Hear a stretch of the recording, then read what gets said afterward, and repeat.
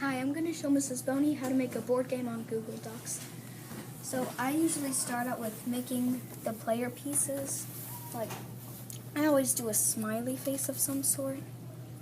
So first I start with the head, a circle or something. One time I did a triangle and made it have one eye. Like a cyclops? Mm-hmm. Cyclops triangle. Okay, so everything, all of your pieces are created using the circles that are in the drawing? Yes. Okay. Nothing from the internet or anything. Nothing from the internet. And it can't be just boring and blue.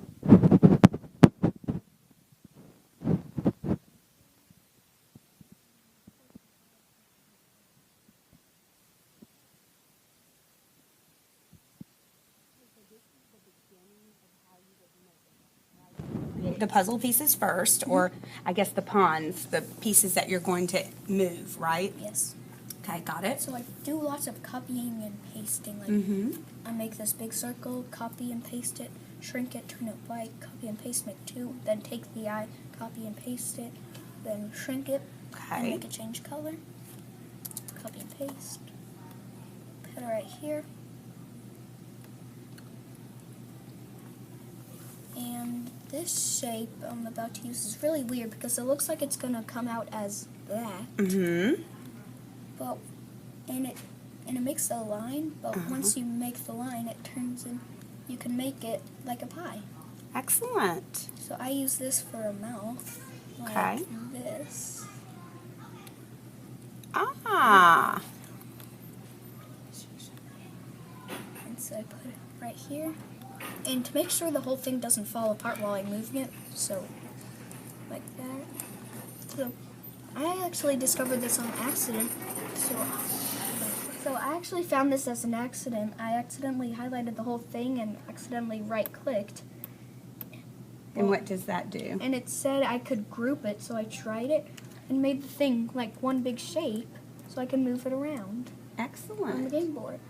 And so that's how you would interact. You would make it interactive. You could just have the box around it and move it around. Uh-huh. Okay. So then I would start with the board. I start with I always use this as the starting platform, Hmm. like this. And I put a text box in that says start, like this. And yeah, there. So, Luke, really, there's not any reason to have to go to the internet and search for pictures. Everything can be done in drawing in Google Docs. Is that correct? Yes. Okay. Right, so I have this thing.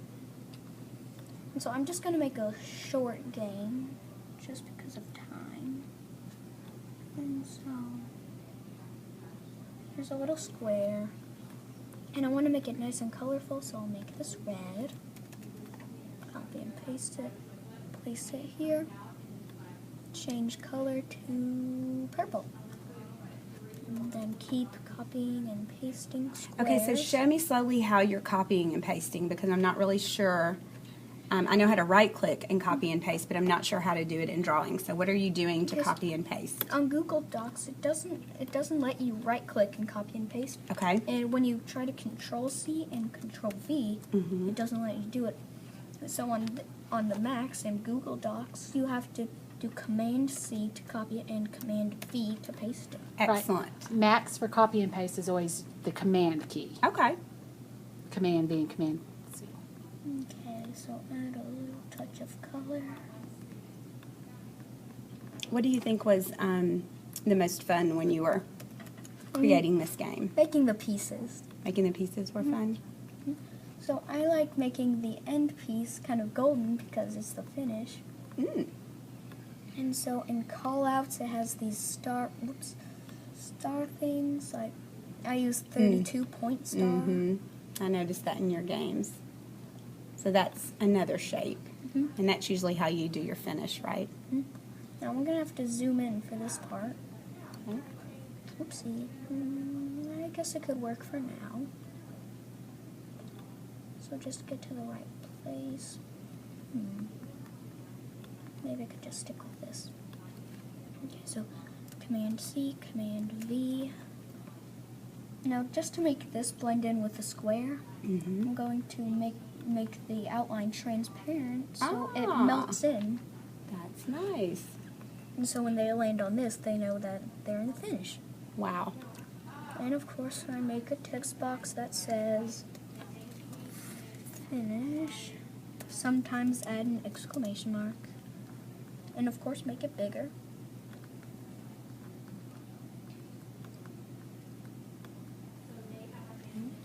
Bigger.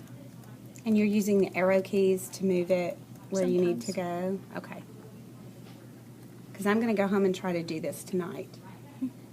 So sometimes I like to add in special squares, like maybe this could be a car or something, this yellow square. So let me zoom in on it. Oopsie, too much. Well, the great thing is you can always go back, right? Yeah. If you make a mistake, it's really easy to fix. Yeah, but it brings you all the way back to where it fits, and I don't really like that. So anyway, I'll just make a little car. Let's make it a cube.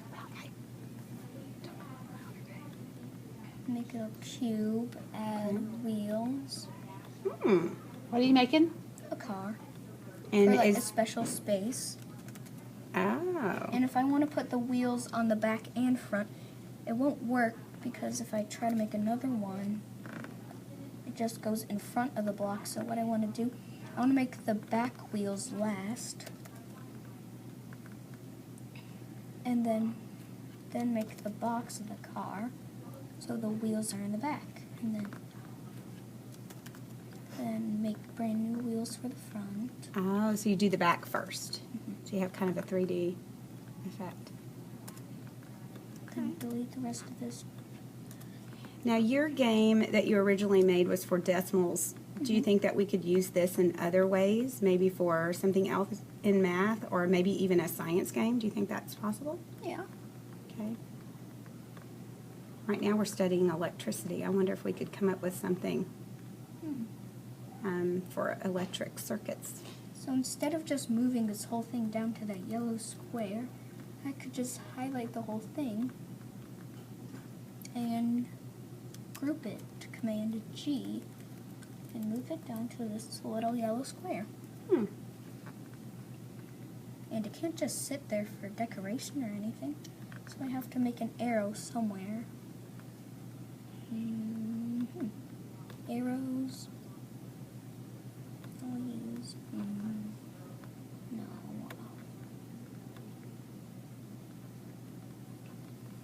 This U-turn. Oh, nice. So the arrows are right there. And do you just copy and paste those as well? You know, I can just stretch it like to make it go right there. Nice. And change the color to orange, maybe. And so if you land on this, You just all the way over here. automatically go, oh, okay. Very good. Awesome. Okay, so, and to keep the whole thing together so it doesn't break apart, Mm-hmm. I need to move this little guy away from it so he doesn't get stuck with it. And I group the whole entire game board, so if it, instead of one piece falling off, if you accidentally move it, it moves the whole thing. Instead of one piece falling off. Now, how would the piece fall off? Like it fell off, if it fell off of where the checkered... It wouldn't be grouped to it. Okay. So it's not going to go with the piece. Like Gotcha. the car wouldn't go with the piece and stuff. Oh, Alright, so okay. So when I made the the game board without the arrow in the car, the piece could go on top of it, but when I add something new, then group it, it makes the game board go in front of the game piece. So every time I make a change, just in case, I copy and paste it to make a new piece that can go on top of the spaces. And I'm going to show you a little trick with that here in a second, okay?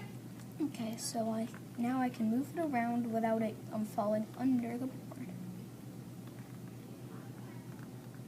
Hey. Very good. Good job.